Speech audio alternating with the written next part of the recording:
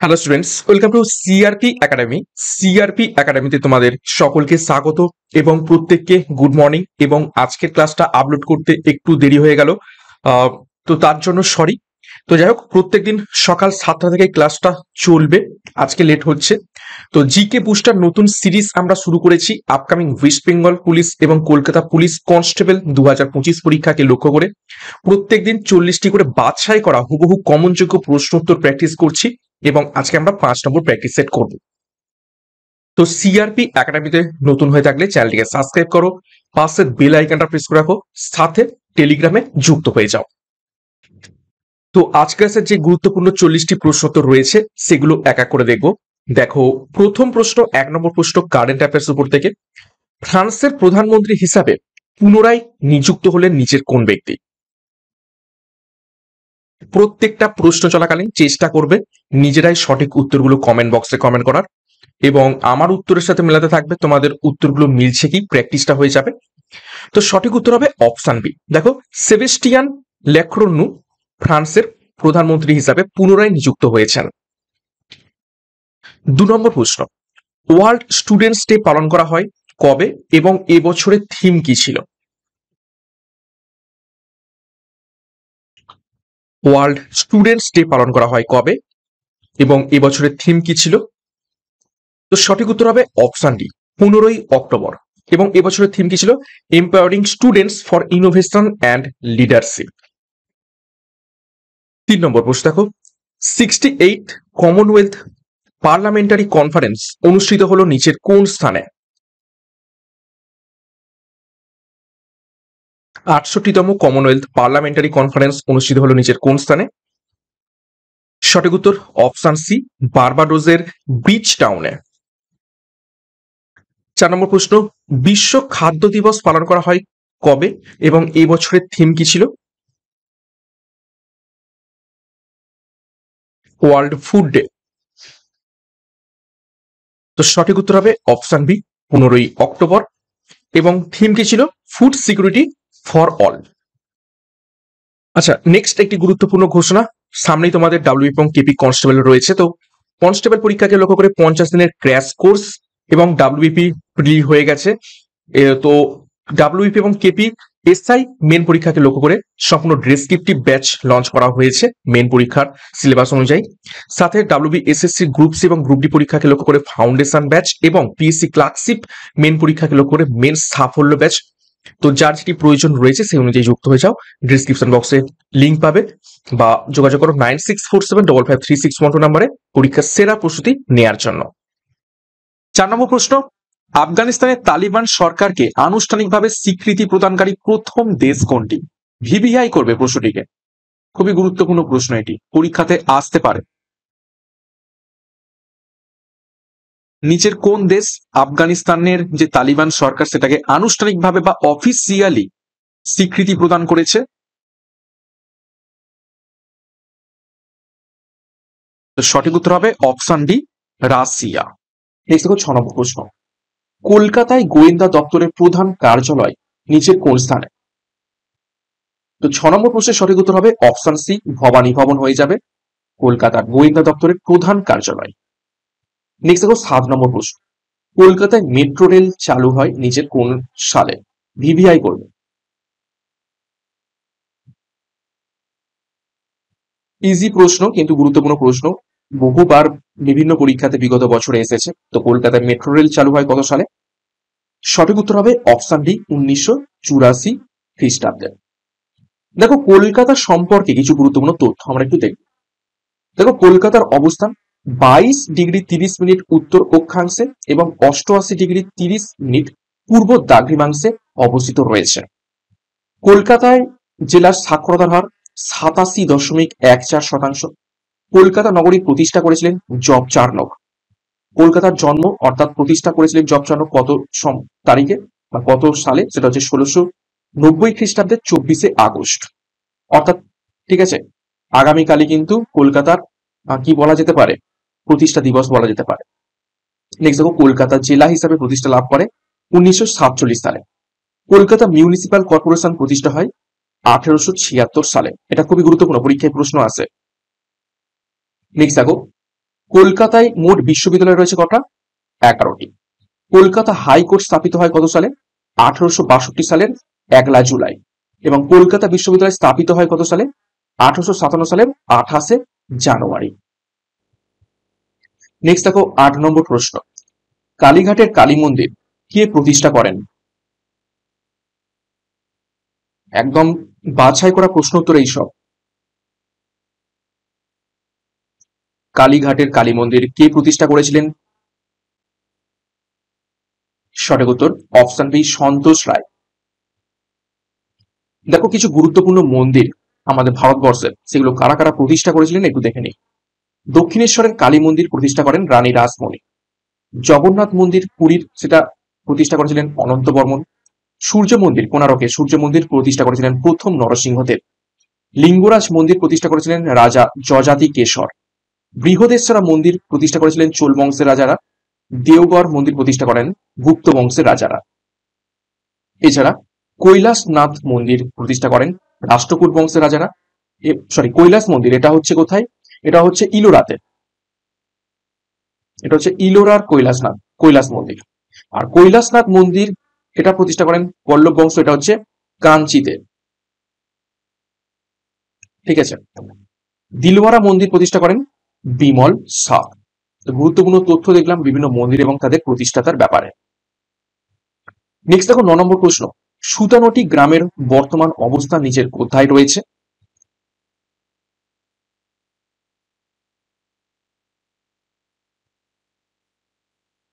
সুতানটি গ্রামটি নিয়ে কলকাতা শহর গড়ে উঠেছিল। তো বর্তমান কোন জায়গায় সুতানটি গ্রামটি অবস্থিত রয়েছে? সঠিক উত্তর হবে অপশন বি, শোভা বাজার। 10 নম্বর প্রশ্ন, দ্বিতীয় হুগলি সেতুর নাম কি?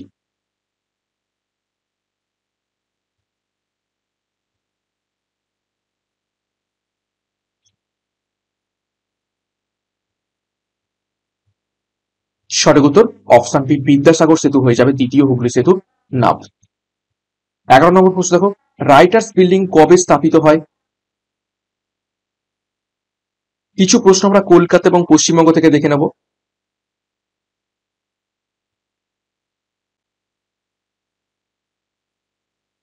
11 নম্বর প্রশ্নের সঠিক উত্তর হয়ে যাবে অপশন সি, 1780 খ্রিস্টাব্দে রাইটার্স বিল্ডিং স্থাপিত হয়। 12 নম্বর প্রশ্ন, কলকাতাকে প্রাসাদ নগরী আখ্যা দিয়েছিলেন নিচের কোন ব্যক্তি? কলকাতার দিকে দিকে বিভিন্ন গুরুত্বপূর্ণ স্থাপত্য প্রাসাদ গড়ে উঠেছে, তার মধ্যে থেকে গুরুত্বপূর্ণ হচ্ছে ভিক্টোরিয়া মেমোরিয়াল হল। তো কে বলেছিলেন প্রাসাদ নগরী? সঠিক উত্তর হয়ে যাবে অপশন ডি, রবার্ট ক্লাইভ। 13 নম্বর প্রশ্ন দেখো, অলিম্পিক শিখা বা অলিম্পিক ফ্লেম কিসের প্রতীক?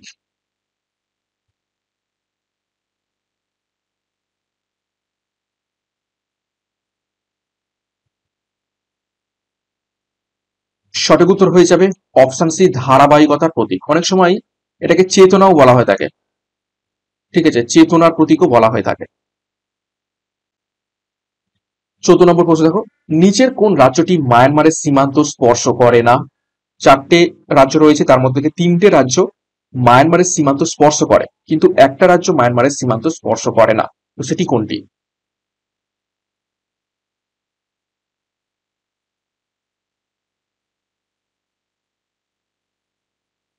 সঠিক উত্তর হবে অপশন এ, আসাম রাজ্যটি মায়ানমারের সীমান্ত স্পর্শ করে না, বাদবাকি অরুণাচল প্রদেশ, নাগাল্যান্ড এবং মণিপুর করে। 15 নম্বর প্রশ্ন দেখো, নিম্নোক্ত কবিদের মধ্যে কে আসাদ ছদ্মনামে উর্দু গজল লিখতেন?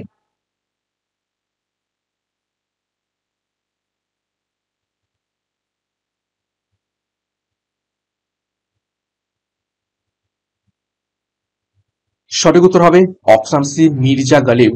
মির্জা গালিব আসাদ ছদ্মনামে উর্দু গজল লিখতেন। 16 নম্বর প্রশ্ন দেখো, মন্ডল কমিশন যখন গঠিত হয় তখন ভারতের প্রধানমন্ত্রীর মধ্যে কে ছিলেন?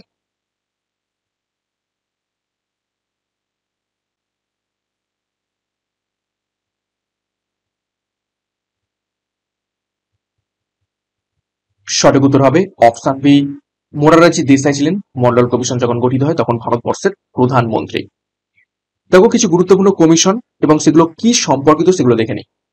মন্ডল কমিশন অনগ্রসর শ্রেণী সংরক্ষণের সাথে সম্পর্কিত, স্যাডলার কমিশন শিক্ষার সাথে সম্পর্কিত, মুখার্জি কমিশন নেতাজি অন্তর্ধান রহস্যের সাথে সম্পর্কিত, অশোক মেহতা কমিশন পঞ্চায়েত রাজ ব্যবস্থার সাথে সম্পর্কিত, কেলকার কমিটি কর কাঠামো সংস্থার সাথে সম্পর্কিত, সাচ্চার কমিটি মুসলিমদের আর্থসামাজিক উন্নয়নের সাথে সম্পর্কিত, জৈন কমিশন রাজীব গান্ধীর মৃত্যুর সাথে সম্পর্কিত রয়েছে।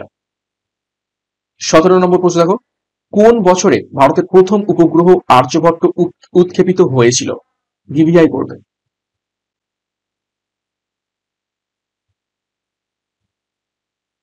ভারতের প্রথম উপগ্রহের নাম কি? আর্যভট্ট। তো সেটা কোন বছর প্রথম উৎক্ষেপিত হয়? সঠিক উত্তর হয়ে যাবে অপশন এ 1975 সালে। দেখো বিভিন্ন দেশের বিভিন্ন প্রথম উপগ্রহ এবং সেগুলো কখন উৎক্ষেপিত করা হয় সেটা দেখো। দেখো গোটা পৃথিবীর মধ্যে প্রথম উপগ্রহ পাঠিয়েছিল সোভিয়েত রাশিয়া।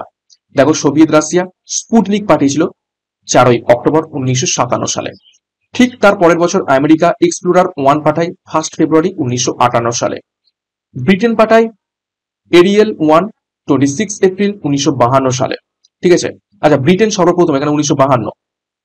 তার আগেও কিন্তু সোভিয়েত রাশিয়া পাঠিয়েছিল একটা হচ্ছে লাইকা নামক কুকুরকে টেস্ট করানোর জন্য মহাকাশে পাঠিয়েছিল। তো যাই হোক, নেক্সট দেখো কানাডা। দেখো অ্যালোইটি 1 1 সেপ্টেম্বর 1962 সালে। ইতালি পাঠিয়েছিল স্যান মার্কো 1 15 ডিসেম্বর 1964 সালে।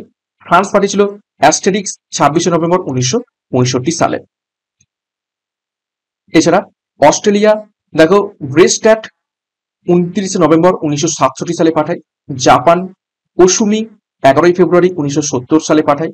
চীন ডংফ্যাং হং 1 24 এপ্রিল 1970 সালে পাঠায়।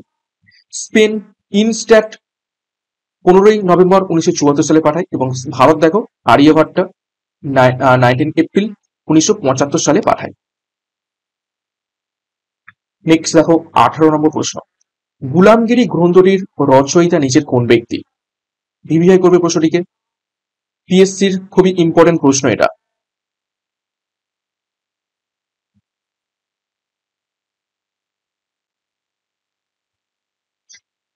সঠিক উত্তর হয়ে যাবে অপশন সি, জ্যোতিবা ফুলে গুলামগিরি গ্রন্থটি রচনা করেছিলেন। দেখো কিছু গুরুত্বপূর্ণ ব্যক্তিবর্গ তাদের রচনা আমরা দেখে নেব। দেখো দাদাভাই নজরুল লিখেছেন poverty and un-British rule in India. Jawaharlal Nehru লিখেছেন Discovery of India. Sardar Vallabhbhai Patel লিখেছেন ভারত বিভাজন। লালা লাজপত রায় লিখেছেন আনহ্যাপি ইন্ডিয়া। বাল গঙ্গাধর তিলক লিখেছেন গীতা রহস্য। এবং সরোজিনী নাইডু লিখেছেন গোল্ডেন থ্রেশহোল্ড। নেক্সট 19 নম্বর প্রশ্ন দেখো, নিম্নলিখিত লবণগুলির মধ্যে জলে কোনটির উপস্থিতিতে ব্লু বেবি সিনড্রোম দেখতে পাওয়া যায়?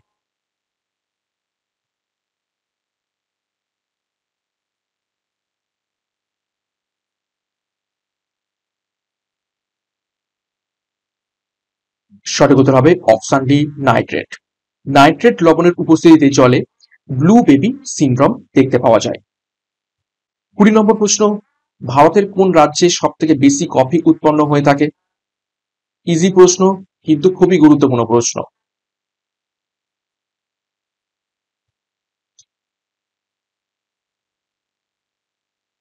সঠিক উত্তর মিলিয়ে নাও অপশন সি, কর্ণাটকে।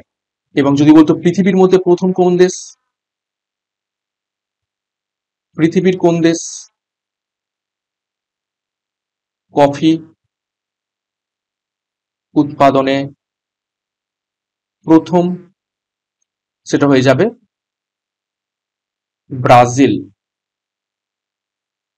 21 নম্বর প্রশ্ন, মেঘালয় রাজ্যটি অস্তিত্ব লাভ করে কোন বছর?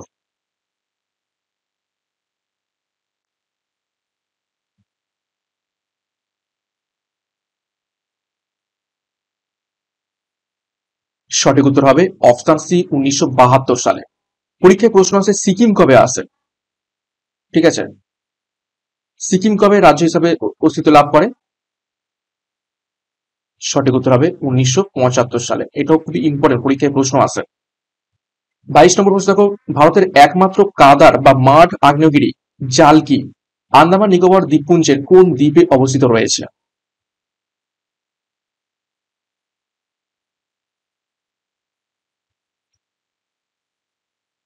কাদার আগ্নেয়গিরি জালকি আন্দামান নিকোবর দ্বীপপুঞ্জের কোন দ্বীপে রয়েছে? অর্থাৎ কাদা নির্গত হয়। সঠিক উত্তর হয়ে যাবে অপশন এ, বারাতং দ্বীপ। এবং ব্যারেন দ্বীপ দেখতে পাচ্ছ, এটা হচ্ছে আগ্নেয়গিরির দ্বীপ। এটা আসল আগ্নেয়গিরির দ্বীপ। কাদা বেরোয় না এখান থেকে, আগুনের গোলা বেরোয়, লাভা এবং ম্যাগমা নিঃসৃত হয় এখান থেকে।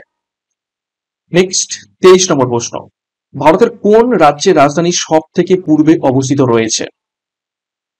প্রশ্নটা ভালো করে দেখো, ভারতের কোন রাজ্যের রাজধানী সব থেকে পূর্বে রয়েছে?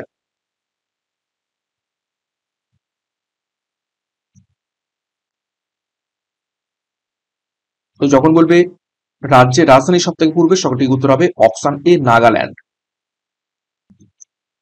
সেটা হচ্ছে কি কোহিমা। ওকে। আর যদি বলে ভারতের সব থেকে পূর্বতম বিন্দু, সেটা হচ্ছে অরুণাচল প্রদেশের কি বিন্দু, কি বি সরি কি বু উফ কি বি থু, এটা হচ্ছে ভারতের পূর্বতম বিন্দু বা স্থান। ঠিক আছে, অরুণাচল প্রদেশে অবস্থিত রয়েছে। নেক্সট দেখো 24 নম্বর প্রশ্ন, দিল্লির কোন মনুমেন্ট থেকে 1857 সালে ব্রিটিশ সেনারা বাহাদুর শাহ জাফরকে গ্রেপ্তার করেন?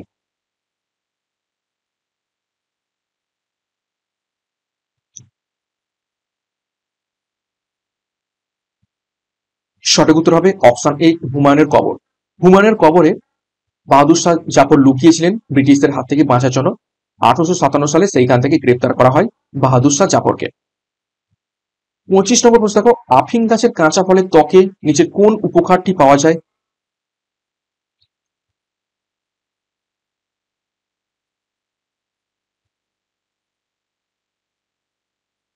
চারটে অপশন রয়েছে, সঠিক উত্তর হবে অপশন সি, মরফিন পাওয়া যায় আফিং গাছের কাঁচা ফলের ত্বকে।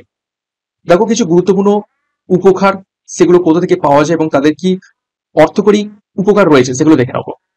দেখো রেসারপিন সর্পগন্ধা গাছের ছাল থেকে পাই, উচ্চ রক্তচাপ কমানোর ওষুধ তৈরিতে ব্যবহৃত হয়। ডাটুরিন ধুতরা গাছের পাতা এবং ফল থেকে পাওয়া যায়, হাঁপানির ওষুধ তৈরিতে ব্যবহৃত হয়। কুইনাইন সিনকোনা গাছের ছাল থেকে পাই, ম্যালেরিয়ার ঔষধ তৈরিতে ব্যবহৃত হয়। মরফিন আফিং গাছের কাঁচা ফলের ত্বক থেকে পাওয়া যায়, গাঢ় নিদ্রা এবং বেদনার ঔষধ তৈরিতে ব্যবহৃত হয়। ক্যাফিন কফি গাছের বীজ থেকে পাওয়া যায়, ব্যথা বেদনা উপশমকারী ওষুধ তৈরিতে ব্যবহৃত হয়। নিকোটিন তামাক গাছের পাতা থেকে পাওয়া যায়, মাদক দ্রব্য হিসাবে ব্যবহৃত হয় নিকোটিন। এছাড়া অ্যাট্রোপিন বেলেডোনা গাছের পাতা এবং মূল থেকে পাওয়া যায়, রক্তচাপ বৃদ্ধিতে এবং স্নায়ুকে উজ্জীবিত করতে ব্যবহৃত হয়ে থাকে অ্যাট্রোপিন। নেক্সট দেখো 26, হুইয়ের তথ্য অনুযায়ী টিকার মাধ্যমে নিম্নোক্ত কোন ব্যাধিটি বিশ্বব্যাপী দূর করা সম্ভব হয়েছে?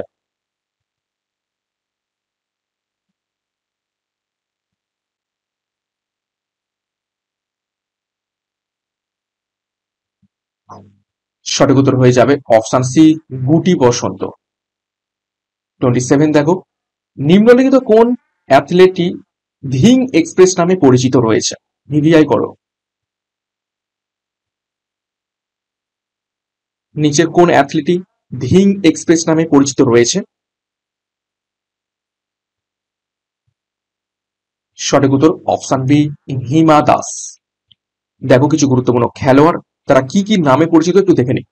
ধ্যানচাঁদ উইজার্ড বা হকির জাদুকর নামে পরিচিত, পিটি উষা গোল্ডেন গার্ল নামে পরিচিত, Dhing express Hima Das, Chris Gayle six machine নামে পরিচিত, ব্রেডলি বিং দাস হচ্ছে স্পিডস্টার নামে পরিচিত এবং নাথান আসলে স্কুইডেল নামে পরিচিত রয়েছে।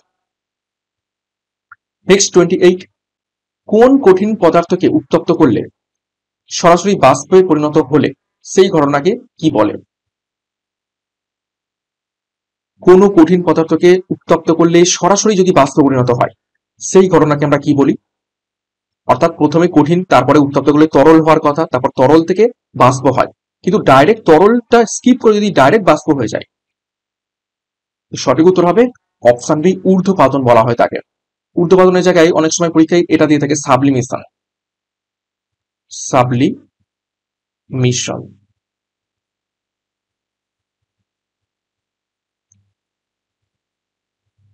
ঊর্ধ্বপাতন। যেমন ঊর্ধ্বপাতন কার হয়? কর্পূর। 29। কোন যুগকে প্রাচীন ভারতের সুবর্ণ যুগ বলা হয়ে থাকে?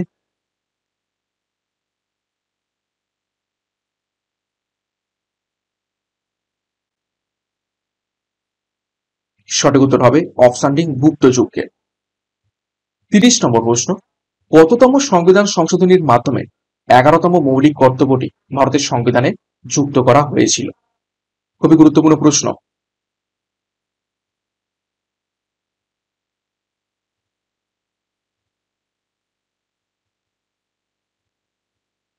সঠিক উত্তর হবে অপশন সি, 86তম সংবিধান সংশোধনীর মাধ্যমে 2002 সালে 11তম মৌলিক কর্তব্য, যেটা ছিল 6 থেকে 14 বছর বয়সী সমস্ত শিশুদের যে এলিমেন্টারি এডুকেশন, প্রাথমিক শিক্ষা, এটা কিন্তু দেওয়া উচিত প্রত্যেকটা বাবা মার। এটা হচ্ছে মৌলিক কর্তব্য। তো আগে 42তম সংবিধান সংশোধন 1976 সালে, এখানে 10টা এবং পরবর্তীকালে আরো একটা, তো টোটাল বর্তমানে 11টা মৌলিক কর্তব্য রয়েছে। 33 নম্বর প্রশ্ন দেখো, সোশ্যালিস্ট শব্দটি ভারতীয় সংবিধানের মুখবন্ধতে যোগ করা হয় কততম সংবিধান সংশোধনীর মাধ্যমে? ভিভিআই করো। সোশ্যালিস্ট মানে হচ্ছে সমাজতন্ত্র।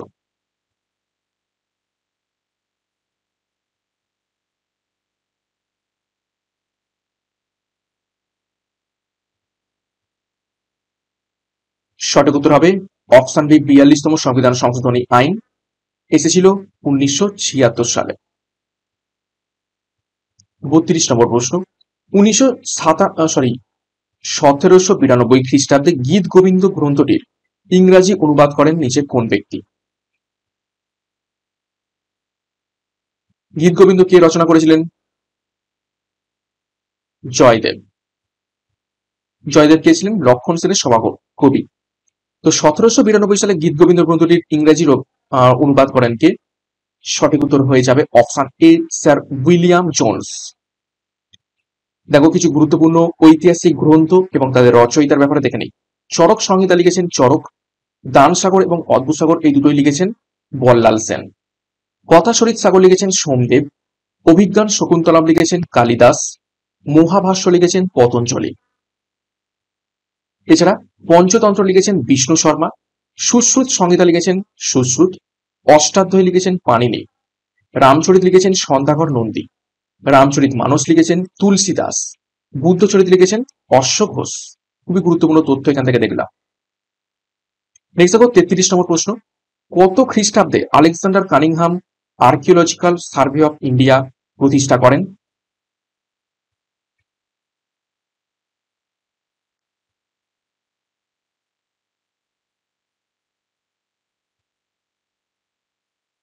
সঠিক উত্তর হবে অপশন বি, 1861 সালে। দেখো কিছু ঐতিহাসিক প্রতিষ্ঠান এবং কারা প্রতিষ্ঠা করেছিলেন সেগুলো একটু দেখে নেই। ভারতীয় হোম রুল সোসাইটি প্রতিষ্ঠা করেন Shyamji Krishna Varma, free India society প্রতিষ্ঠা করেন ভিকাজি রুস্তম কামা, আলিগড় বিশ্ববিদ্যালয় প্রতিষ্ঠা করেন sir Syed Ahmed, Indian independence প্রতিষ্ঠা করেন লালা হরদয়াল, ভারতীয় সংবিধান বা স্বাধীনতা সংঘ ভারতীয় স্বাধীনতা সংঘ প্রতিষ্ঠা করেন তারানাথ দাস, মোহন সিং এবং রাসবিহারী দাস। এছাড়া ইস্ট ইন্ডিয়া অ্যাসোসিয়েশন প্রতিষ্ঠা করেন দাদাভাই নওরোজি, জাতীয় কংগ্রেস প্রতিষ্ঠা করেন অ্যালান অক্টাভিয়ান হিউম। নেক্সট দেখো 34 নম্বর প্রশ্ন, নিম্নোক্ত কোন সমাজতান্ত্রিক নেতাটি হাজারিবাগ কারাগার থেকে পালিয়ে যান এবং ভারত ছাড়ো আন্দোলনে যোগদান করেন? লোকে কারাগার থেকে পালিয়ে গিয়ে বাঁচার চেষ্টা করেন, কিন্তু নিচের কোন ব্যক্তি হাজারিবাগ কারাগার থেকে পালিয়ে যান, পালিয়ে গিয়ে আবার আন্দোলনে গিয়ে যোগদান করেন ডাইরেক্ট?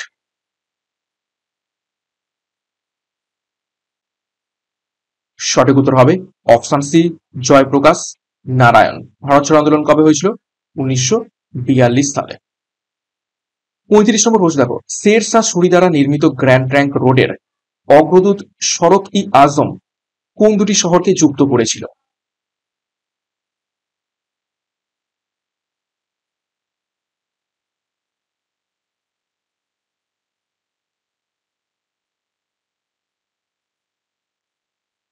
35 নম্বর প্রশ্নের সঠিক উত্তর হবে অপশন ডি আগ্রা ও সাসারাম। এই দুটো স্থানকে যুক্ত করেছিল সড়ক ই আজম, যেটা হচ্ছে গ্র্যান্ড ট্যাঙ্ক রোডের আগে তৈরি হয়েছিল। 36 কোন মুঘল সম্রাট খুব ভালো বীণা বাজাতে পারতেন?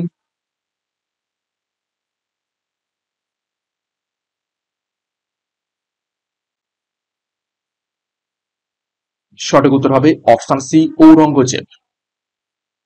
37 দেখো, মানবদেহের কোন অংশে গ্লাইকোজেন সঞ্চিত থাকে?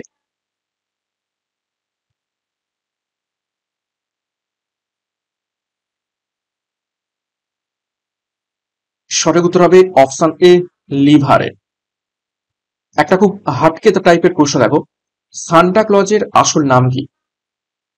শীতকালে সান্টা ক্লজের আমরা ছবি দেখে থাকি বিভিন্ন জায়গায়, তো সেই সান্টা ক্লজের আসল নাম কি?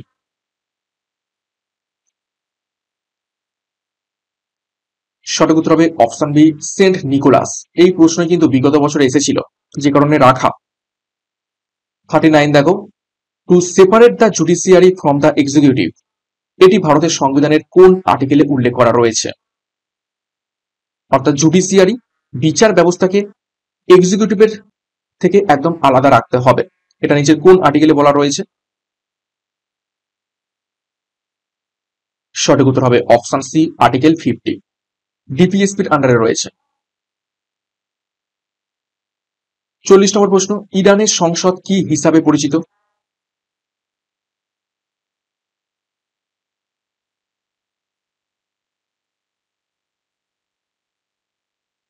40 নম্বর প্রশ্নের সঠিক উত্তর হয়ে যাবে অপশন ডি মজলিস নামে পরিচিত রয়েছে ইরানের সংসদ। দেখো বিভিন্ন দেশের সংসদ কি কি নামে পরিচিত একটু দেখে নিই। ভুটানের সংসদ সংডু নামে পরিচিত, মালদ্বীপের সংসদ মজলিস নামে পরিচিত, মায়ানমারের সংসদ পাইথুম হলুটাও নামে পরিচিত, ইসরায়েলের সংসদ ন্যাসেট নামে পরিচিত, জাপানের সংসদ ডায়েট নামে পরিচিত, ডেনমার্কের সংসদ পোকেট নামে পরিচিত, মঙ্গোলিয়ার সংসদ খুরাল নামে পরিচিত রয়েছে।